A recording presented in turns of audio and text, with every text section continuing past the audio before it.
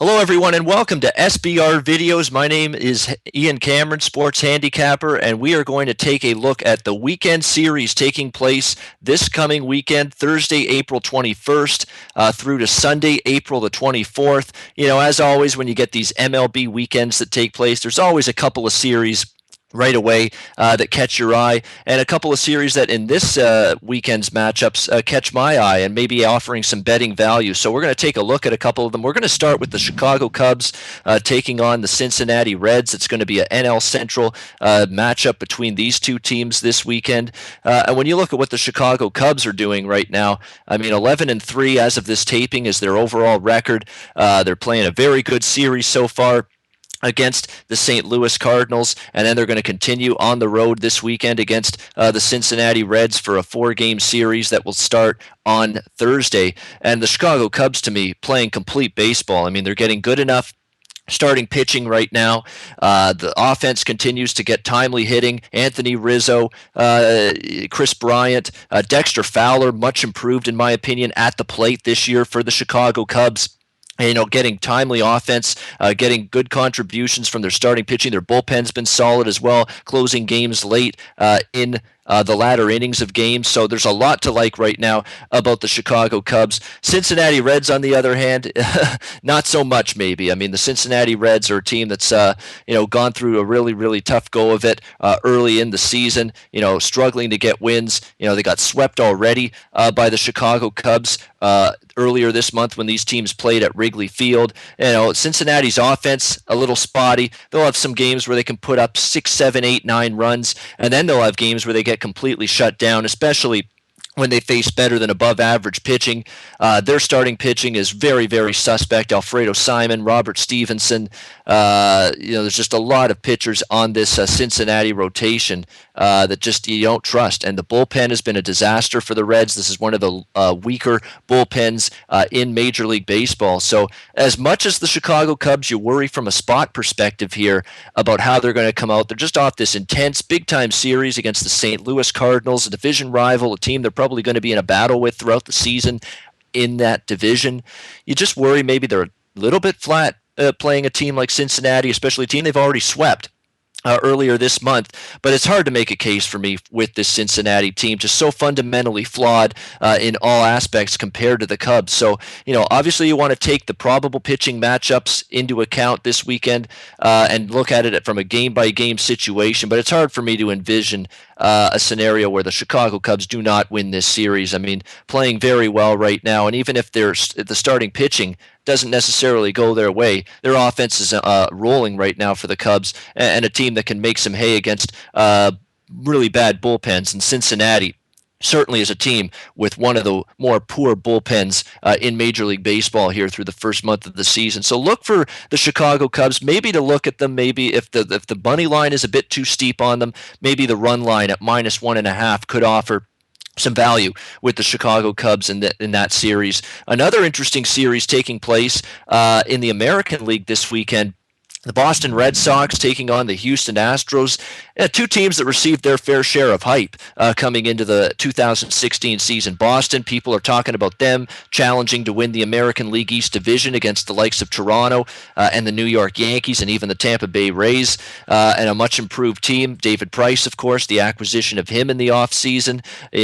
David Ortiz's final year in the major leagues with this Boston team. So Boston got a lot of publicity, a lot of hype coming into the season as being a team that could not only challenge to win the division, but be a contender in the American League and maybe get to a World Series, but it's been a little bit of an uneven start to the season so far for the Boston Red Sox. They're hovering just below the 500 mark at 6-7 as of this video being recorded, and they've just gotten some very suspect, I guess you could say, starting pitching. Clay Buchholz is the guy that stands out to me with this Boston rotation.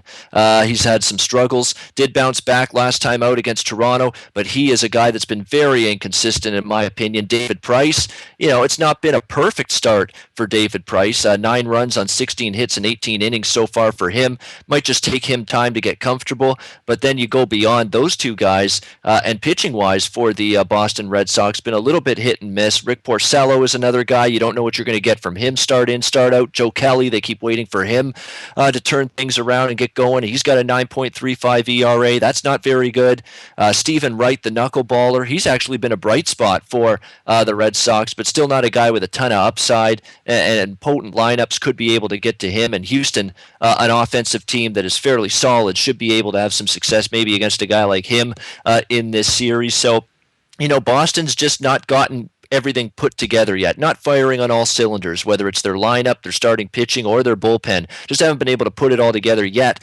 Can they do it here against Houston? That remains to be seen. And the Astros, they're another team that you can talk about as being a team that really hasn't been able to put things together yet. They're just 5-9 as of this video being recorded. I mean, just a tough start to the season for them. The offense has sputtered at times, and really it's their starting pitching that's really let the Astros down here in the early part of the season. And remember, Dallas Keuchel, a guy that they counted on last year to really carry this rotation. They might be asking him to carry this rotation maybe even more this year, because I'm seeing some real negative signs from a lot of his from the other members of this Houston Astros rotation. I mean, Scott Feldman, you saw last night, he got lit up by Texas. That's not a good sign. Mike Fiers, I think, is a guy that's hittable, and he's got a 6.48 ERA, showing that he can't duplicate what he did last year. Problems for him. Doug Fister's a reclamation project, who to me is never going to be the pitcher he was early in his career with Seattle, or even when he was with Detroit. I mean, it was bad at the end of his career with Detroit. When he went to Washington last year, it was a disaster for him there. Injuries, ineffectiveness, relegated to the bullpen because he just couldn't get the job done as a starter. And now here's Fister struggling already this season with the Astros in a couple of starts. And then Colin McHugh, another guy who was just phenomenal last year for the Astros. You could make a case that he was the second best pitcher on that Astros rotation last year behind Dallas Keuchel. And it hasn't been the same for McHugh here in the first month of the 2016 season, a 6.39 ERA. Allowed 10 runs already in 12.2 innings of work. So regression has caught hold of Colin McHugh to a certain degree early in the first month of the season. So there's pitching issues right now that the Houston Astros are going to have to answer and are going to have to fix, because Dallas Keuchel can only make a start one out of every 5 days. He can't pitch every game for this team. The other guys in this rotation, Feldman, Fiers, McHugh, Fister, maybe they're going to have to go look elsewhere. Call someone up from AAA, get them plugged into the rotation, because right now they're not getting anybody else on this Houston starting staff lending adequate and positive support right now for Dallas Keuchel, their ace. So pitching depth in the starting rotation has been a big problem right now in the first month of the season for the Houston Astros. We'll see if they can get it fixed moving forward, but that's definitely a concern. And Boston's lineup, if your pitching's not up to snuff, facing a lineup like Boston, that has some good sticks in their lineup, with David Ortiz, with Dustin Pedroia, with Mookie Betts, with Xander Bogaerts, with the way Travis Shaw has been hitting, playing the third base position instead of Pablo Sandoval, who doesn't deserve to play the third base position, if you ask me. I mean, he looks like a fat slob out there, just terrible professionalism by Pablo Sandoval. You're getting paid millions of dollars. Could you show up in some decent shape? Would it kill you to do that? Like, really? You're getting paid millions of dollars. Can you not at least get yourself in proper playing condition, physical condition, to play the sport that you're getting paid millions of dollars to play? It's absolutely absurd. So, to me, Travis Shaw, absolutely deserving of playing third base regularly for Boston over Sandoval. He's played well. He's hit well. And it's a team that Boston, if their lineup's going, they could make some things happen against Houston. I see a high-scoring series here between these two teams. I don't trust the Astros pitching right now outside of Dallas Keuchel. The Boston starting rotation, as I've mentioned, they're still trying to, find their footing early in the season. They've been very inconsistent as a starting rotation as a whole so far. So I would think I'd look to bet some of these games over the total this weekend between the Red Sox and Astros. So I think over might offer some betting value in this particular matchup in this weekend series. between Boston and Houston. And another interesting series taking place this weekend in the Major League ranks. The Texas Rangers taking on, I guess you could say, the surprise Chicago White Sox. I mean, the Chicago White Sox are a team that not a lot of people expected to do a whole lot this season, or at the very least, a team that people had question marks coming into the season with. But they're off to a solid start. They're above 500, second in the AL Central behind the defending World Series champion Kansas City Royals. Nothing to be upset about right now if you're a White Sox fan. They've gotten off to a solid start. The starting pitching in particular has been a lot better than I think a lot of people expected it to be. It's been better than I thought it would be. There's no question about that. We know how good Chris Sale is, and obviously he's lived up to that billing. 2.35 ERA, 3-0 this season for Sale, but it's the guys behind him that have really pitched very well and maybe been the question marks coming in, but are starting to answer some of those question marks and pitching well. Jose Quintana has had a fantastic start, 2.55 ERA for him in 3 starts. How about Matt Latos, a guy that was picked up off the scrap heap basically by the Chicago White Sox, has had problems pitching consistently, has had numerous stints on the DL in recent years. He's gone from team to team for the last couple of seasons. Chicago White Sox pick him up here, and boy, look at the numbers so far. I mean, for Matt Latos, 3 starts, 0.49 ERA, 1 run allowed in 18.1 innings of work. That's phenomenal. Now, can he keep it up? That remains to be seen. But right now, you can't argue with the results and the production the White Sox are getting from Latos in this rotation. Their bullpen's been solid. They've got some decent arms in that pen. Really the only starting pitcher that hasn't pitched well to this point for the White Sox is the veteran John Danks, and that's not surprising. John Danks has been on a downward slide for the last couple of years. He's been hit hard so far. So outside of him, he's really the only guy I'd have a problem betting on right now in this Chicago White Sox rotation. So it's been pretty good from their starting staff. The bullpen's been solid. They've gotten timely hitting.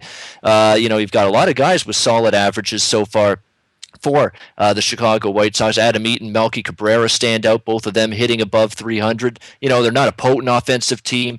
They're probably not ever going to be a potent offensive team this season just based on the way their lineup and their roster is constructed.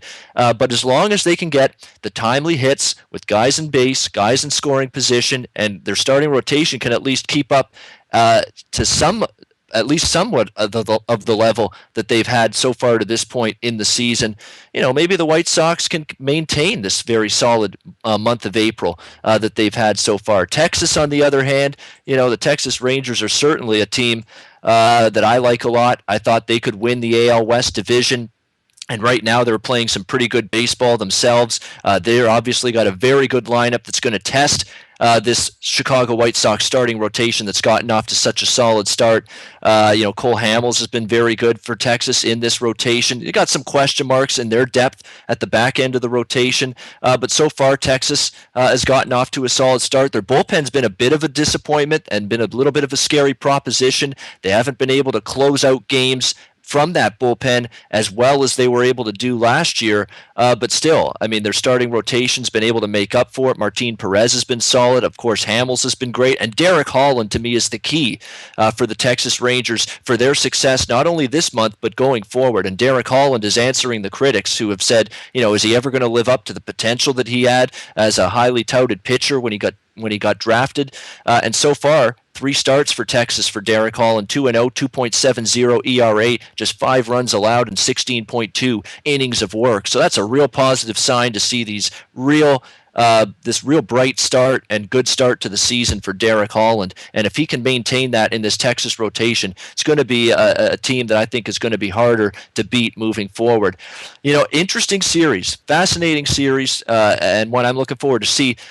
From a betting standpoint, I think right now, until the Chicago White Sox show me they can step up to the plate as good as a start as they've had, you're facing a very, very good Texas team right now. Going to be a very good challenge for the Chicago White Sox. I'd probably think Texas has a decent chance to emerge victorious in this series. But more than anything, I'm looking at this series as a real litmus test for the Chicago White Sox starting rotation. Yeah, you've done a good job so far. Yeah, you've maybe pitched better as a group than a lot of people expected here in the first month of the season. But can you keep it going? You're going to be facing one of the probably more potent lineups that the White Sox have seen here in the month of April. Can that White Sox rotation continue to pitch well? And if they can, then maybe the buy sign is there that the Chicago White Sox can continue to make noise here in the American League Central for the duration of the 2016 season. So that's going to wrap up my look at a few of the key marquee series taking place this weekend. Between April 21st and April 24th. I'm sports handicapper Ian Cameron for SBR Videos. Have a great weekend. Hopefully you cash some tickets. I've done now three solo videos, and I've still got my position here as SBR contributor. So I like that. Yeah, that's the equivalent of cashing a winning ticket right here. Things have gone pretty smoothly. So good luck this weekend with all of your bets. Enjoy the games, and good luck.